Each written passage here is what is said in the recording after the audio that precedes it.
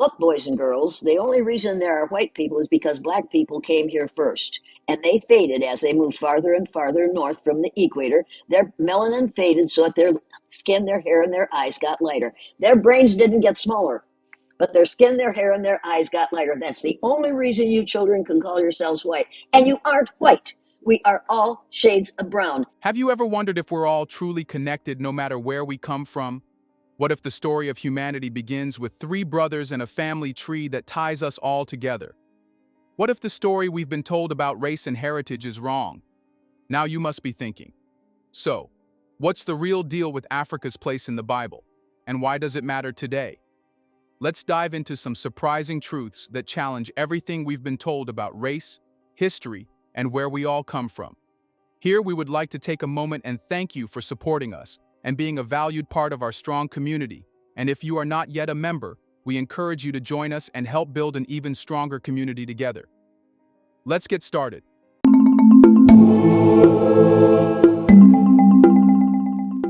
Have you ever taken a moment to think about where we all come from? It's one of those big questions that often gets lost in the hustle of daily life, but it's much simpler than we might realize. According to the Bible, all of humanity traces its roots back to three brothers, Shem, Ham, and Japheth. These three figures, though often seen as part of an ancient religious text, represent the very foundation of the human family tree. Their story, when broken down, reveals something truly profound. Every single person alive today, no matter their background or where they're from, can trace their ancestry back to these three brothers. Think about that for a moment. Every one of us is connected to this distant past. It's not just a Bible story. It's the story of humanity itself. These three men set the stage for all of the nations, cultures, and peoples that would follow. It's an incredible realization that no matter how different we might look on the outside or what part of the world we come from, we share a deep, fundamental connection. Now, you're probably thinking that this might sound like an abstract, distant idea. After all, the Bible is an ancient text, and the concept of being connected to people who lived thousands of years ago can feel a bit removed from our daily lives. But when you stop to think about it, this connection is quite beautiful. It's a reminder that despite all the things that make us seem different, our cultures, our races, the places we were born, we all share this one unshakable common origin. But secondly, the idea that if we had to have evolved, and we did so in Africa, this was an anathema to many people who couldn't believe that the purified, pure white, blue-eyed, flaxen-haired people of the North could possibly have originated from the Dark Continent, and they were utterly wrong. But all of the major events relating to the story of us go back to Africa.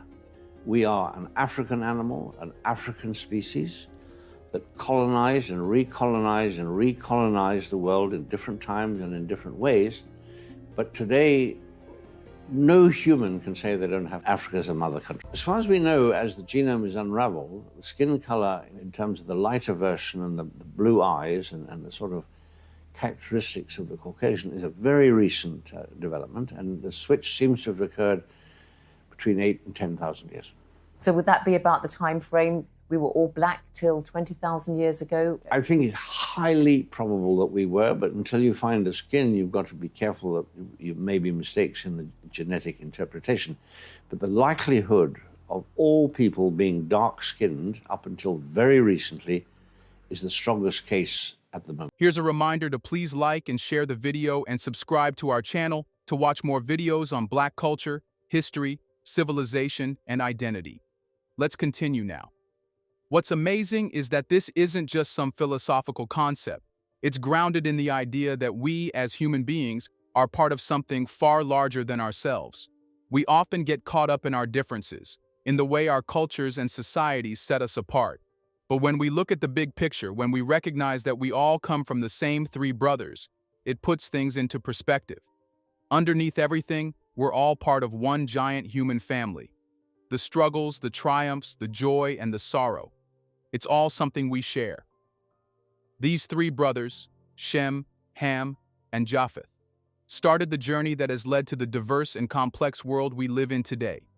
It's incredible to think that their lives and their descendants set the groundwork for every culture, every nation, and every people that would come after them. They are the ancestors of all of us, showing that, in the grand scheme of things, we are more alike than we sometimes realize. Whether we're aware of it or not, we all carry a piece of their legacy, and that should make us pause and reflect on the importance of unity in a world that often seems divided. Now let's take a closer look at Ham, one of those three brothers. The Bible tells us that Ham was Noah's second son, and his descendants are traditionally thought to be the ancestors of African peoples. But what does that mean? Let's break it down a bit more. Ham's descendants didn't just wander off aimlessly. They settled in some of the most historically significant places on Earth. Specifically, they spread across Africa, establishing some of the most powerful and influential civilizations in history. When you think of ancient Egypt, Ethiopia, and Libya, you're thinking of places that had an enormous impact on the development of human civilization. And these places are all connected to Ham's lineage. Let's start with Egypt. When we think of ancient Egypt, we often picture the pyramids, the Great Sphinx, and other monumental structures. But Egypt's significance goes far beyond just impressive buildings. They were pioneers in several fields: astronomy, mathematics, medicine, and architecture. The Egyptians were one of the first civilizations to develop complex systems of governance and culture, setting the foundation for so many advancements that continue to influence us today. All of this? It traces back to Ham's descendants. Next up, let's talk about Ethiopia, or Kush, as the Bible refers to it. Just like Egypt, Ethiopia wasn't just some quiet, forgotten kingdom. It was a powerful empire in its own right. The kingdom of Kush was known for its wealth, wisdom, and cultural achievements. It wasn't a small, isolated place. It was one of the key players on the ancient world stage, respected by neighboring kingdoms far and wide. Ethiopia was also one of the first places to embrace Christianity as a state religion, all the way back in the 4th century. That's a major historical moment that shows Africa's role in shaping world history wasn't passive. It was active and significant. The kingdom of Kush didn't just exist in isolation. It was deeply interconnected with the rest of the world, and its influence stretched far beyond its borders. By tracing Ham's descendants to Africa, we start to understand just how deeply woven Africa's legacy is into the fabric of world history. Africa wasn't just a passive observer in the rise of global civilization. It was an active shaping force. The contributions of African nations, from Egypt to Ethiopia, have had a lasting impact on the world as we know it. This idea connects directly back to the Bible and the story of Ham. His descendants didn't just wander across the earth. They helped to build some of the most influential civilizations in history. When you start to understand this, you realize that Africa's role in history is not just an afterthought, it's a foundational, vital part of the human story. Let's dive into one of the trickier and more misunderstood aspects of the Bible, the curse of Canaan. This moment, found in the book of Genesis, has been a source of confusion and controversy for centuries.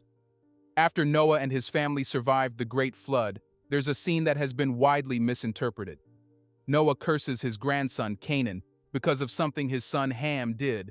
On the surface, it might seem straightforward, but when you dig deeper, there's a lot more going on than meets the eye. Now this is where things get tricky. For a long time, many people misunderstood this part of the Bible. The curse on Canaan was seen by some as a curse on all of Ham's descendants, which led to some incredibly harmful and false beliefs. This idea, that all of Ham's children were cursed, was unfortunately used to justify some of the darkest chapters in human history, including racism, slavery, and oppression. The thought that people of African descent were somehow marked by this curse became a dangerous justification for mistreatment and inequality. But here's the key point that often gets overlooked. The Bible never says that the curse was placed on all of Ham's descendants. The curse was specifically directed at Canaan, Noah's grandson, not Ham's entire bloodline. This is a crucial distinction and one that changes everything. The curse was never meant to apply to all of Ham's children or his descendants.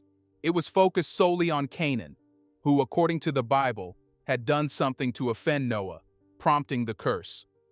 When you recognize this distinction, everything starts to make sense.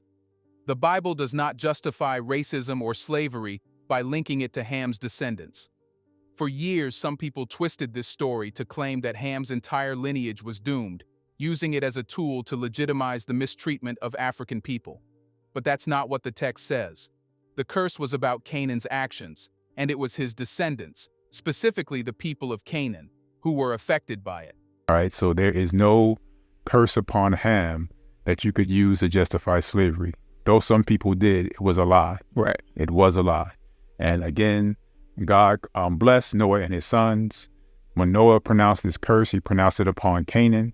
And we see, the Canaanites lost their lands to Shem, and the prophecy was fulfilled. This misunderstanding has had far-reaching consequences, and it's time to set the record straight. For generations, people misused this story to perpetuate harmful stereotypes and support the enslavement of African people. But when we look closely at the Bible's actual message, it's clear that this curse was never meant to extend beyond Canaan himself. This misunderstanding is not just a matter of semantics. It has real-world implications, and it's important to clear up this misconception. By understanding the true meaning of the curse, we can start to break down the walls that were built by these false ideas. It's a reminder of the importance of context and interpretation. For too long, this particular moment in the Bible has been misused to justify division, prejudice, and the oppression of entire groups of people. But when we get back to the truth, we see that there is no justification for such actions. Because the curse was never about all of Ham's descendants. It was about Canaan, and that's a distinction that must be understood. So why did this misunderstanding of the curse of Canaan last for so long? The simple answer is that for centuries, people intentionally misinterpreted and manipulated the story to serve their agendas.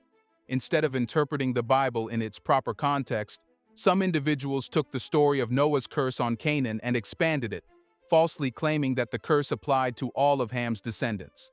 This misinterpretation was not a mere oversight. It was actively promoted and used to create a narrative that justified the enslavement and subjugation of millions of people. The twisted logic went something like this.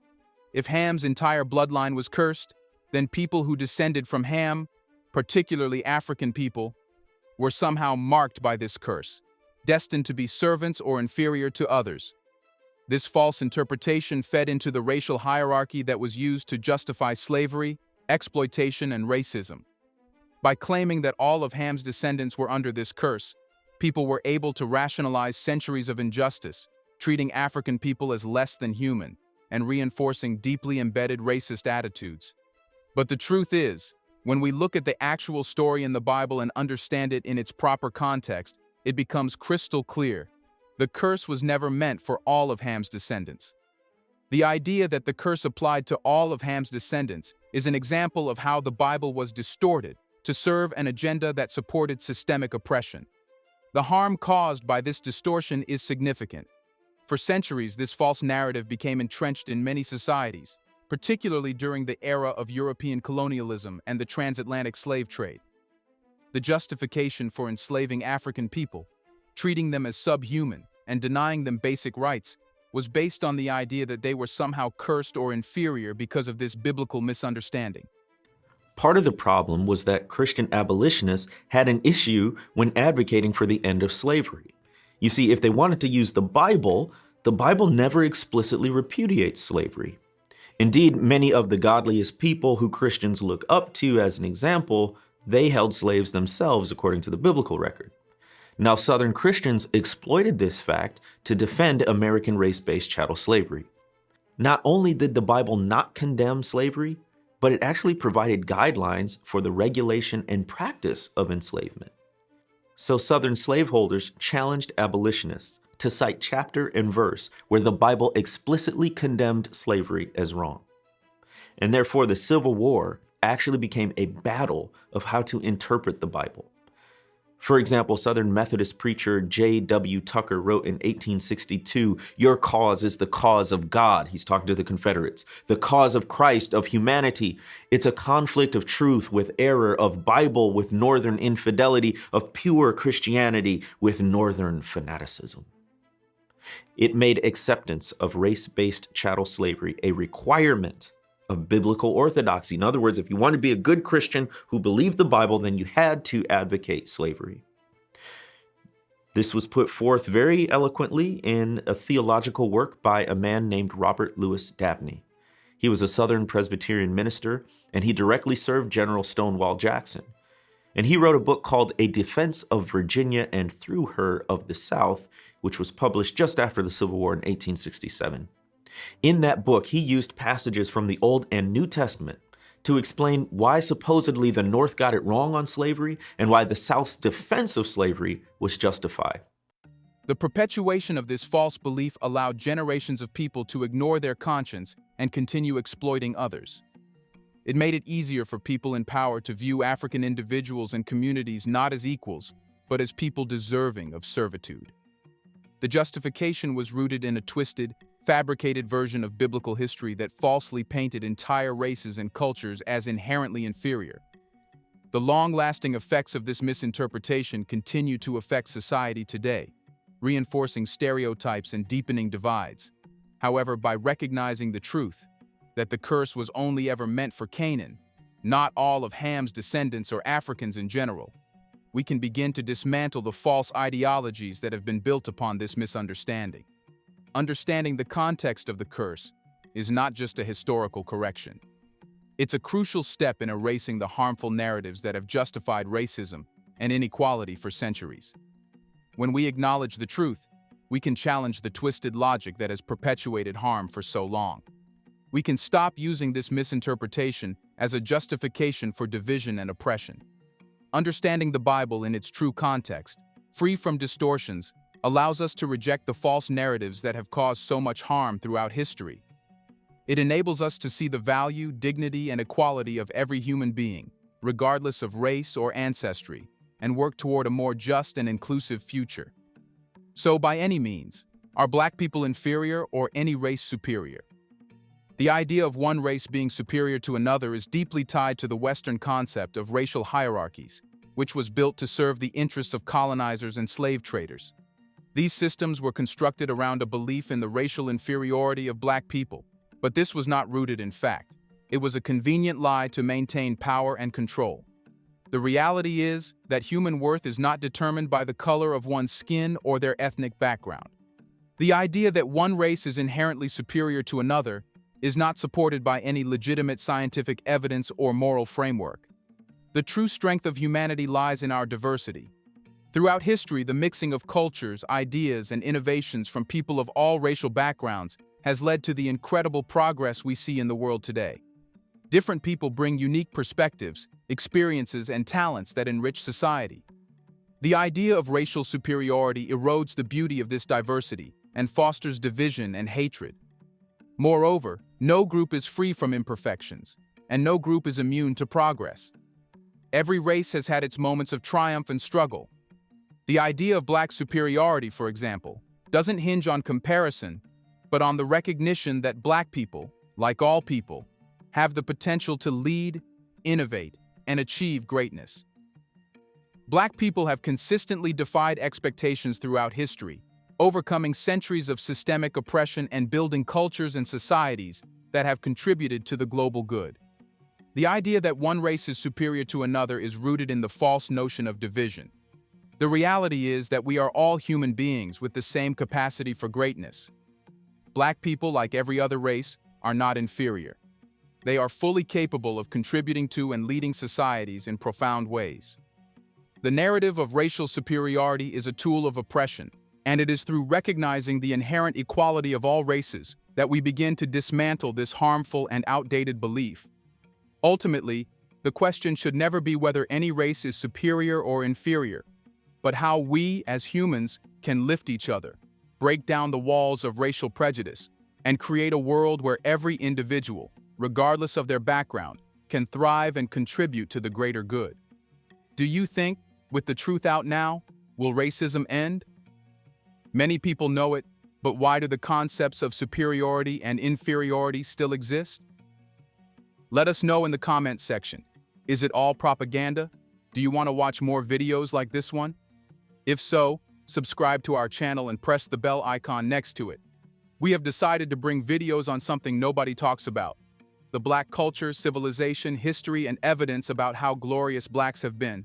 Thanks for watching, and until the next video, stay tuned.